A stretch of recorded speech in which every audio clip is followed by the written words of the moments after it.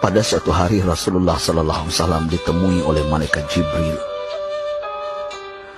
Rasul pun bertanya, ada apa wahai Jibril?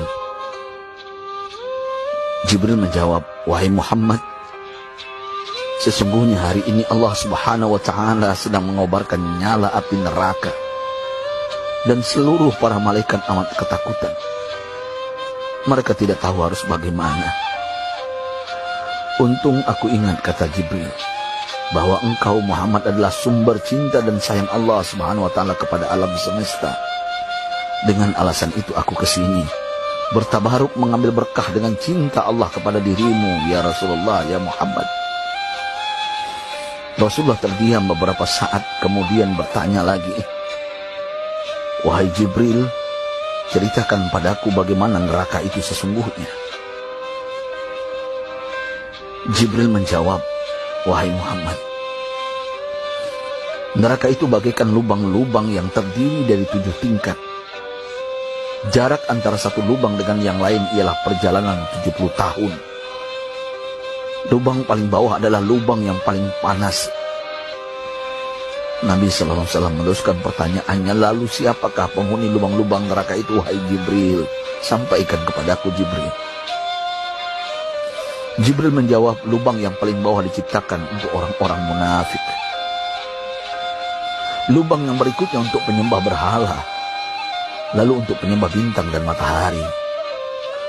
Jibril terus menerangkan penghuni tingkatan neraka hingga lubang yang kelima, tempat umat Yahudi, dan yang keenam dihuni oleh umat Nasrani.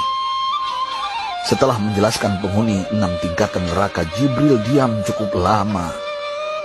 Rasulullah SAW penasaran dan bertanya kepada Jibril, wahai Jibril, siapakah penghuni neraka yang ke-7? Jibril diam saja tidak menjawab. Rasulullah SAW mengulangi pertanyaannya, tapi Jibril tetap diam. Rasulullah tambah penasaran dan mendesak Jibril agar dijawab pertanyaannya.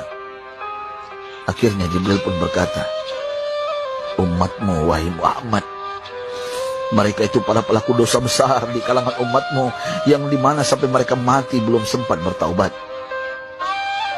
Mendengar jawaban Jibril, Rasulullah langsung jatuh pingsan. Jibril merangkulnya dan meletakkan tubuh baginda di atas pangkuannya. Tak berapa lama Rasulullah SAW sadar dan langsung menangis bersimbah air mata dengan terisak-isak. Rasulullah mempertegas pertanyaannya, wahai Jibril, apakah benar ada di antara umatku yang masuk neraka? Jibril menjawab, benar wahai Muhammad, pelaku dosa besar di antara umatmu yang belum bertaubat. Setelah itu Rasulullah menghadap kiblat dan sujud kepada Allah dalam isak tangisnya. Sesekali dengan suara pelan beliau membisikkan kata-kata, ummati ya Rabb, ummati, ummati, ummati.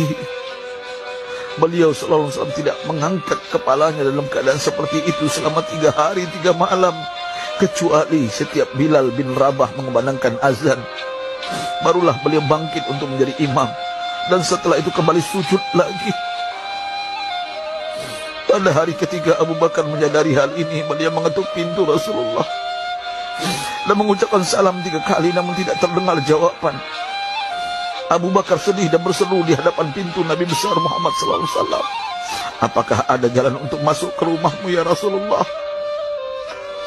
Tetap tidak ada jawaban. Di jalan Abu Bakar bertemu sahabat Umar. Mengapa engkau menangis wahai Abu Bakar? Kata Umar. Abu Bakar menceritakan keadaan Rasulullah SAW. Maka Umar pun melangkah menuju rumah Rasulullah dan terjadilah hal yang sama. Umar pun pulang dan menangis.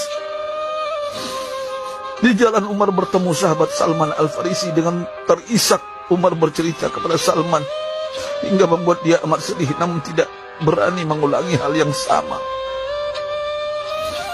Salman melangkah menuju rumah Fatimah radhiyallahu anha dan menceritakan hal itu.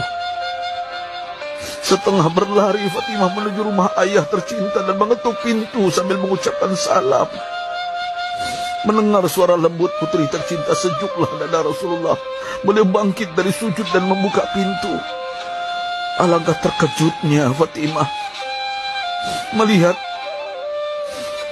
Rasulullah, ayah tercinta, amat kurus dan pucat. Fatimah memeluknya lalu menangis. Wahai ayah, apa yang terjadi? Mengapa engkau amat sedih seperti ini? Rasulullah kembali menangis dan berkata dengan suara lirih, wahai Fatimah, belahan jiwaku, bagaimana mungkin aku tidak sedih sedangkan Jibril mengatakan akan ada kelak umatku yang akan masuk neraka. Subhanallah, betapa besar cinta Rasulullah kepada kita umatnya. Sahabatku,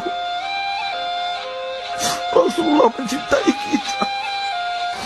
Antaman ma'aman ahbabta, engkau akan berkumpul dengan orang yang kau cintai. Mari kita mencintai baginda Nabi besar Muhammad SAW yang mencintai kita, umat yang tidak rela kita masuk neraka. Mari kita mencintai beliau dengan berselawat. Sahabatku, sampaikan, Rasul mengajarkan kepada kita, mandalla ala khairin falau mislu ajri fa'ili. Siapa yang menunjukkan kepada kebaikan, maka dia akan mendapatkan pahala seperti orang yang mengerjakannya. Mudah-mudahan ini menjadi pahala jariah bagi kita.